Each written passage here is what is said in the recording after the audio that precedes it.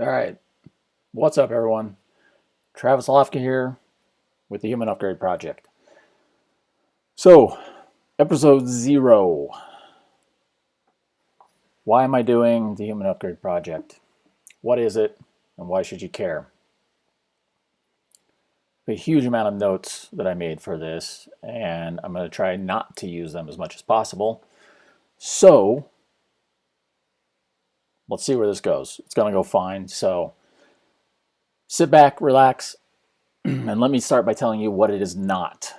If you know me, a lot of people know that I'm into powerlifting, squat, bench, deadlift, a lot of weight and all of that, ballet, a lot of other things. It's not about that. It's not about working out. It's not a workout program. I've had people that I've mentioned it to like, oh, you're going to create a workout program. No, it's not a workout program. I've done that in the past. I've been a trainer, and no, I don't want to do that. And this is way beyond anything like that.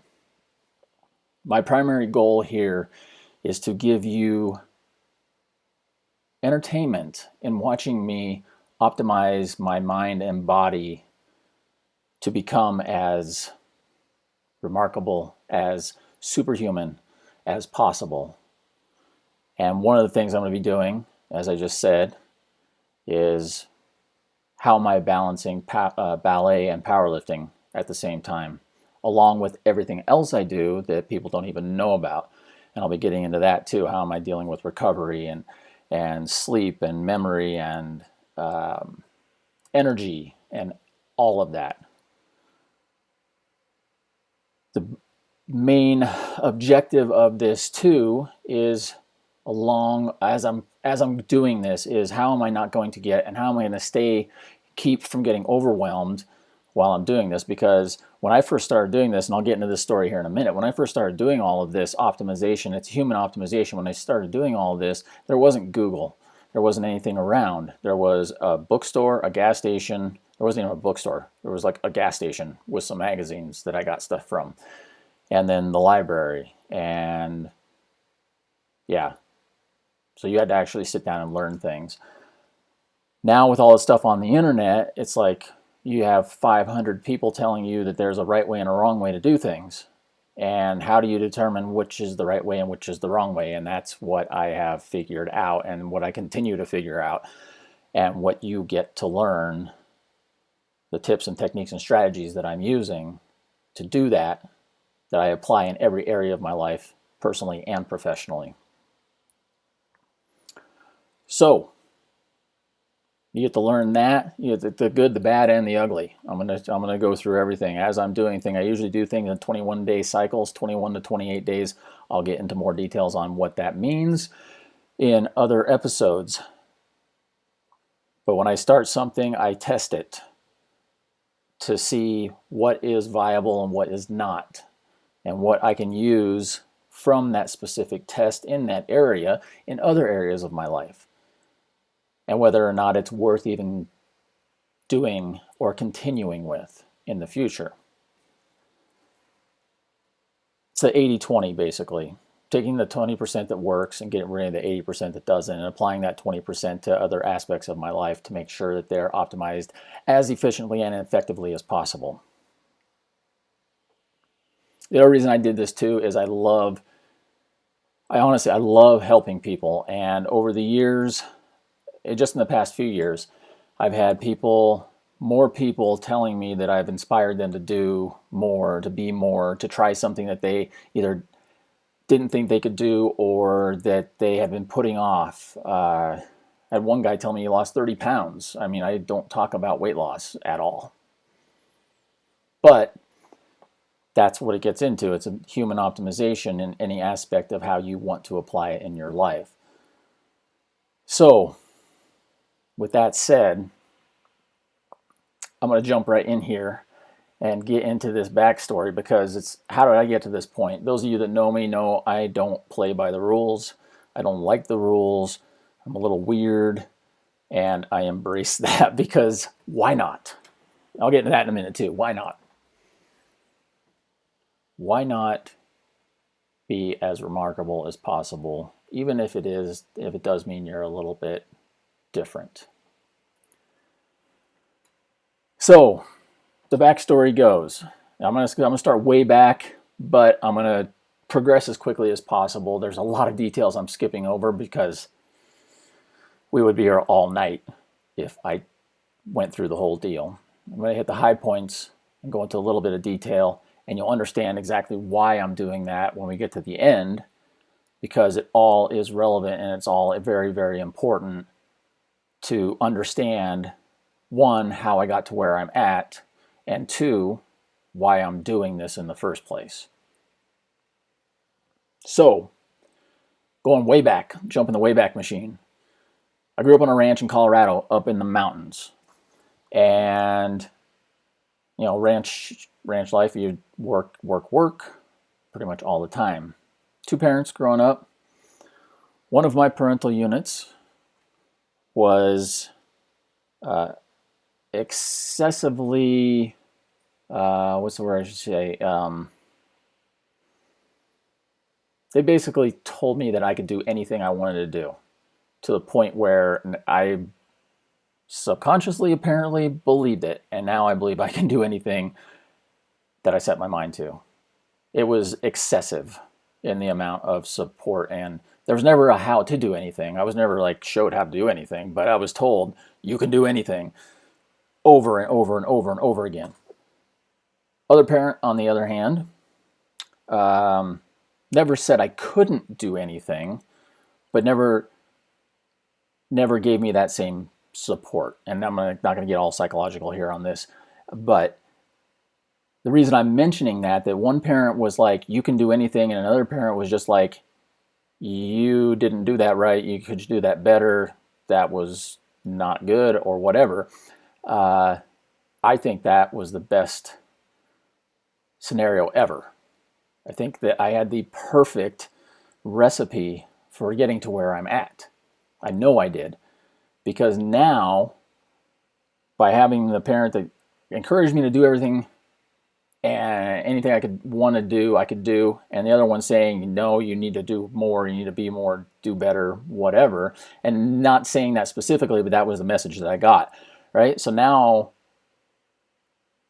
I have the discipline to keep making progress in the things that I do, and I believe that anything's possible. So it works out perfect. Some people were like, oh, that's terrible, blah, you know, one parent didn't support you, like, whatever, who cares? I could look at it like that, or I could look at it like I just said. Now I have the discipline and the fortitude and the laser focus to get things done, and also do things that people say aren't possible, because anything's possible. So, on with that. Growing up on the ranch. Basically, it was nonstop work all the time, right? I don't know if you've ever been on a ranch, seen a ranch, whatever. We had horses, cows, the whole bit, you know, lots of chores, all of that. One day, we had a guy come out and do some work for us. And stick with me here because, like I said, this is going to be clear and make complete sense as we go and at the end. So we had this guy come out to work for us. And I'd never met him before, never seen him before. Random dude. I don't even know where. My dad probably picked him up on the highway or something, or on the road. I don't know. So he comes out, and we spend the day out in the fields, in the shop, in the barn, and, you know, fixing tractors, digging ditches, all the stuff that you do, sweating our butts off. And at the end of the day, everybody's standing around, drinking iced tea, drinking beer, whatever, hanging out. And I walk by, they're all talking. I walk by, and they all stop. You know, those conversations where it's just like it's dead silent. And I'm like, did I do something wrong? And so this guy that I didn't even know his name. He looks at me and he says, hey kid, you want to be big and strong like me? I was like, yeah. I mean, I grew up, I'm still not huge, but I was you could count all of my ribs. Like literally, if I took my shirt off, you could count every single one of my ribs. It was, I hated it. I hated it. I was strong because I was working my butt off all the time, but I hated being skinny. Like skinny. So he says, "Hey kid, you want to be big and strong like me?" And I was like, yeah. And he goes, "Do 20 push-ups and 20 sit-ups every morning and every night." And I was like, okay. Because, I mean, I don't know if you've had this guy, he was one of those guys that, I don't know if you had somebody in your life tell you something that you didn't know, and you just took it as correct, did it, and it worked. And that guy tells me 20 push-ups, 20 sit-ups every morning, every night. So I started doing that. And it worked. It worked as far as making me stronger. It didn't make me any, I was still skinny as could be, but it worked. And it got me to the point where I was like, this is getting easier. I need to do something else. So I literally would I wanted to run fast too. So I would get under my couch, under the end of the couch. I'd pick it up, get underneath the end of it. So I'd pick it up like this, right? Here's the couch. I'd pick it up, crawl underneath it, and lay on my back and do leg presses. Because I thought that would make me run faster. Along with setting up obstacle courses and different other things where I literally would time myself on and on and on. Got to the point where that wasn't enough, so I saved up my money, talked my mom into taking me to a garage sale, buying a weight set that was the crappiest piece of junk you've ever seen. But along with that, I found a comic book. In the back they had this information on like getting big and strong and all this stuff. So I sent off for this information. Never came because I don't think I did it right. I just kind of like stuffed a bunch of money in an envelope because I didn't know what I was doing. I took all my change and everything. I just kind of stuffed it in the envelope and then I put it in the mailbox and never saw my thing. But that got me interested in the fact that I could find more information. So when we went to town and we went to the only gas station in town. It was a small town, 900 people, and we lived like 12 miles up in the mountains. So we go to town. I find like muscle magazines, or one, I think there was one muscle magazine. I find this magazine and I buy it and just read it cover to cover. And then every time whenever we would go to town, I would buy these muscle magazines back in the day when they actually had good content in them, not just like cover to cover ads. So I buy these muscle magazines and I'm just reading and I have this weight set down. I'm just working out, following all the details of everything they're doing. I'm like 9 years old. I'm literally like 9 years old. And I'm learning about like testosterone production and growth hormone production and why you should do squats and you should do deep squat, all this crazy stuff, right? So I'm continuing to do that. Then a year later, some time goes by and my mom gets sick, needs to have surgery. She goes and has surgery, gone for like 5 days or whatever. I'm at home, that was back in the day when it was fine leaving kids alone. So I'm out there taking care of the ranch for like 5 days while mom's getting surgery. She comes back.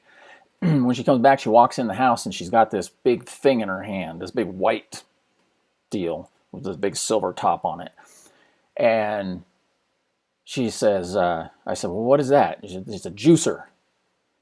And I'm like, "What's a juicer?" She said, "Well, so-and-so, one of her friends gave it to her."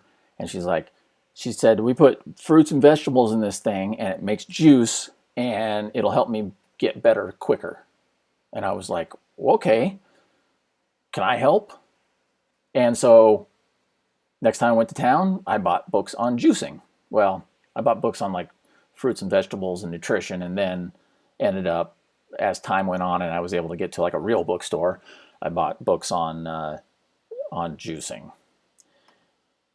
And a little side note, if you've never had potato juice or onion juice, don't. I tried every juice there was. I did all the research on all the different juices and all the benefits of what they were. And I think I've blocked out what potato juice and onion juice are good for, because not good. Not good. So anyways, I got into this whole mode of just learning everything.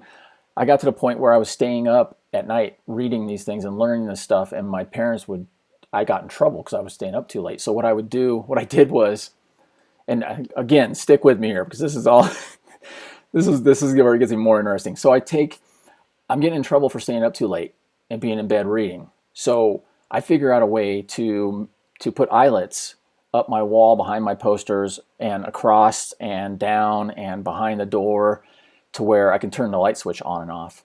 And that worked okay, except when somebody opened the door, the light was still on. I couldn't turn it off quick enough. So I rigged a way that I could turn it on and off from my bed with these strings, or to make sure that it would go off if somebody came in, I rigged it to where if you turn the doorknob, the string was wrapped around the doorknob in just a way that, and it was tied to the light switch, that when the doorknob turned, the light would go off.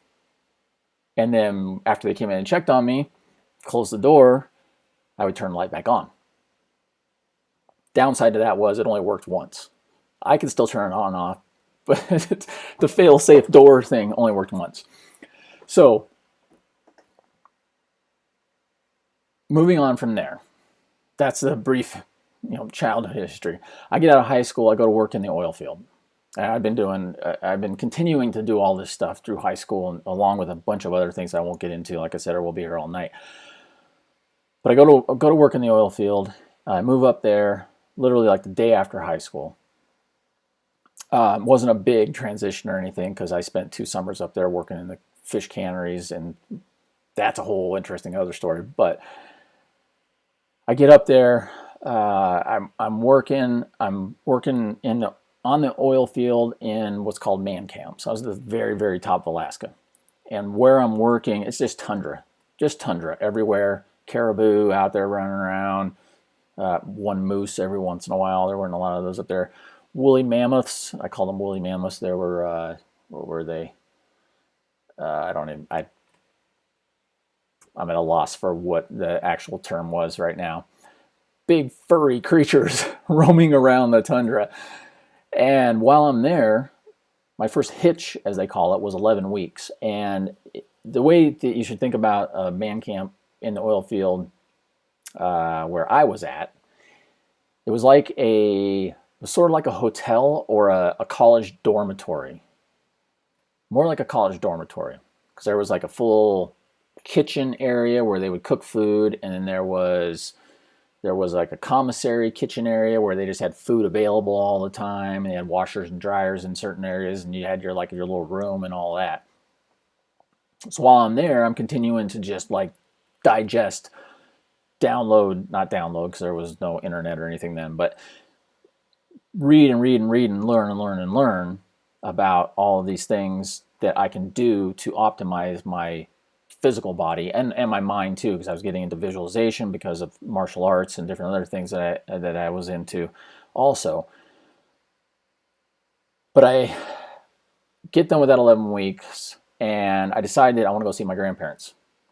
They live out on the eastern slope of Colorado, out in the plains area. So I fly down there.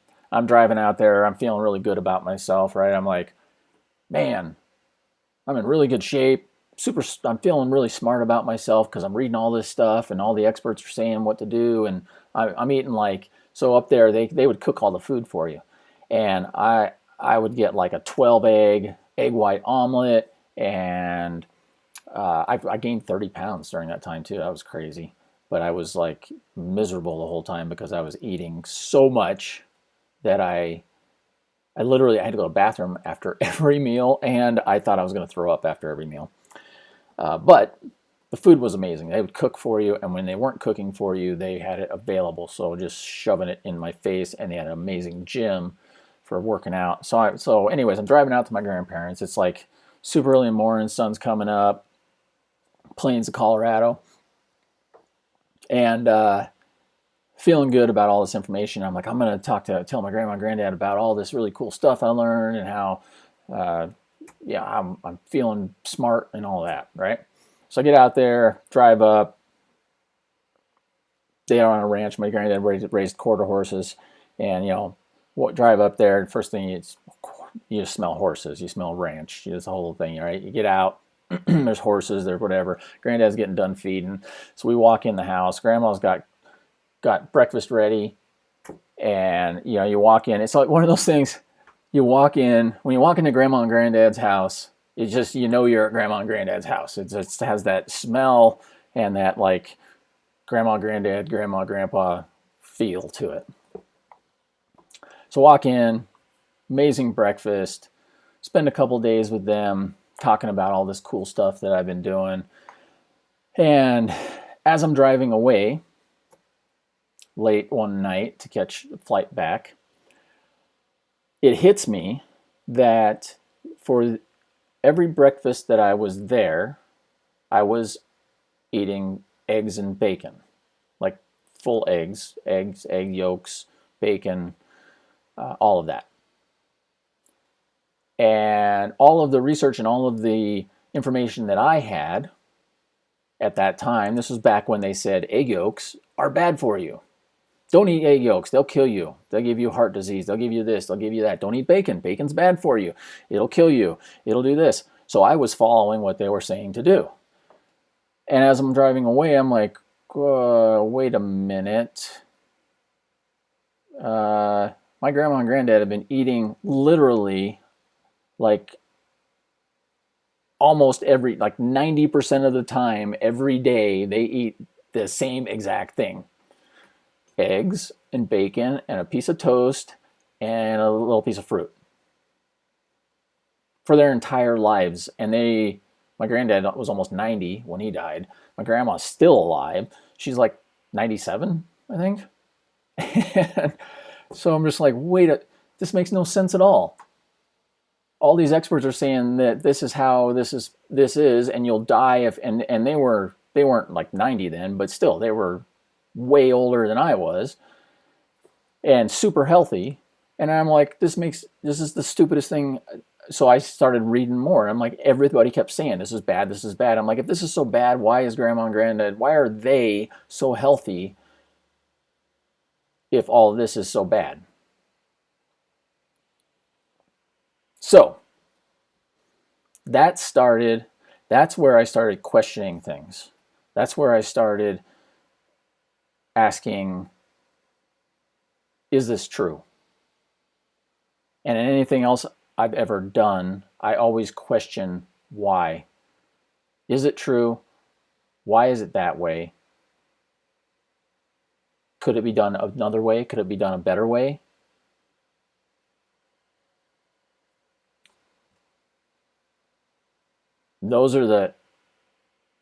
From that day on, I hated rules since I was a kid.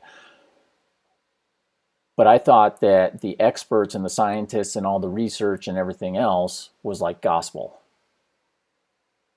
And after that day, I realized it's not. And that's when I realized that anything is possible, and that when people tell you something is not possible, unless anything is possible. So I started looking at it from that angle, as in, here's the information that I'm going to use as the base of what I'm learning, and I'm going to decide for myself if it's true. Because what's true for you is not true for me, and vice versa.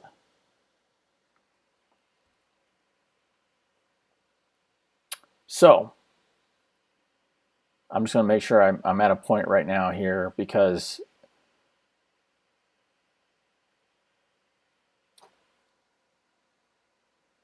that was where the big aha came in, where that showed up. So I started looking at every aspect of my life. It's like, how many other areas of my life are there that I'm listening to people tell me what is possible, instead of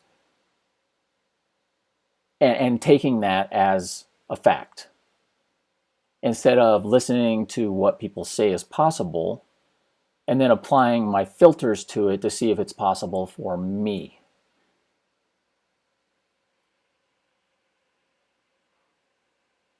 And that's where That's where the Human Upgrade Project comes in. That's what it is. That's my life. This is what I live every day. What's possible? Making impossible possible? I don't know. But it's, if you're still here after this amount of time, it goes back to what I said at the beginning. It's following what I'm just follow me as I'm going through this crazy process of learning how to optimize myself, how to optimize what I'm doing mentally and physically. And right now, a lot of that is focused around ballet and powerlifting, because people say, well, some people are like, oh, those are good to do because ballet is good for our sports. No, ballet is not good for powerlifting, and powerlifting is not good for ballet. Ballet might be good for football or other sports, and there I'm doing it, right? I'm saying it's not good, it's whatever. It's a little more difficult to combine the two. But besides that, I'm also focusing on improving sleep for recovery, energy during the day, memory skills, and a myriad of other things. And as I do that, I'm going to be putting together my techniques and my strategies and the tools and the things that I use and what I do on a daily basis, and how I'm defining and refining that, how I'm dissecting and analyzing everything that I'm doing, so that you can see what's working for me and apply the aspects that work for you to your scenarios. Because I don't know anybody else is doing ballet and powerlifting. And if you think that this is all about ballet and powerlifting, then don't watch, because you don't get it.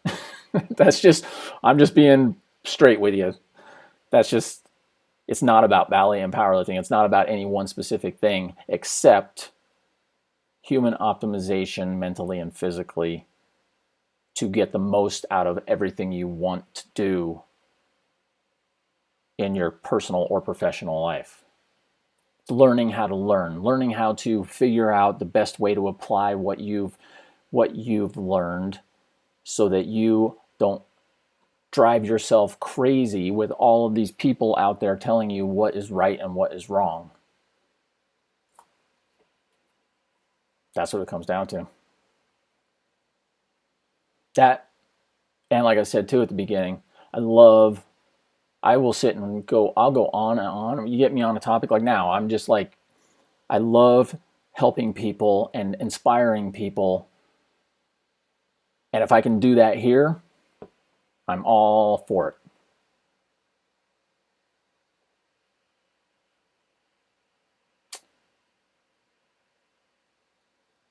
And maybe I can help answer the question, what's your potential? Or at least set you in that direction. I'm not even sure what my full potential is, and that's what I'm going after. Human optimization, mind, body, spirit, and driving towards a potential and not stopping. So, with that said, boom, that's it. This was the short version. So, the short version of why I'm doing the Human Upgrade Project. How you can benefit from it. And why you should come back. If you liked this first episode 0, why I'm doing this, please share this. Like, share, comment. Let me know what you like the most.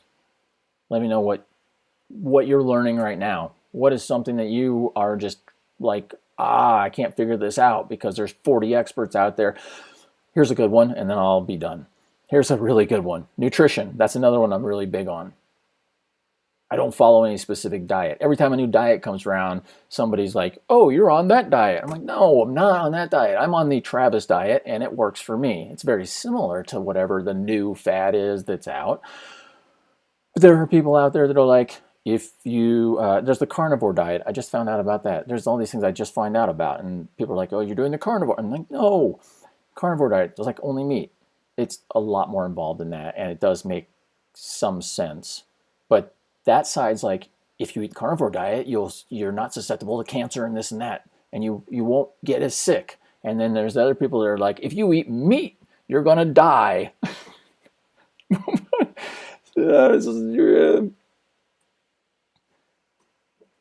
What do you do with that? I mean, I know what I do with it, but if you're not paying attention and you're not aware of how your body and mind work to process that information, then you're just going to be lost and overwhelmed and frustrated, like I was when I first found out that I was doing it all wrong and not listening, not aware of how to learn for me. So, like I said, if you like this, if you want to see more, please like, share, comment. Let me know what you thought. Oh, here's a good note. Being remarkable is a lifestyle, not a destination. I'm glad I read that one. So my big goal for this year, what is it, April, May? It just got to be May. So we've got, what, 9 months, 8 months left. I would love to help at least 1,000 people this year, right? And by help, I mean like have 1,000 subscribers that listen, that really enjoy and get something from watching me travel down this road of optimization and learning from me and being inspired by crazy things that I do, or being inspired to not do what I do. There's that too. So, but even if I help one person, I'm cool with that. One person tells me that I inspired them to do something bigger and better in their life, I am stoked. And I never thought I would be about that until somebody randomly told me one day that I inspired them. And I just was like, I don't understand why or how, but it's a good feeling.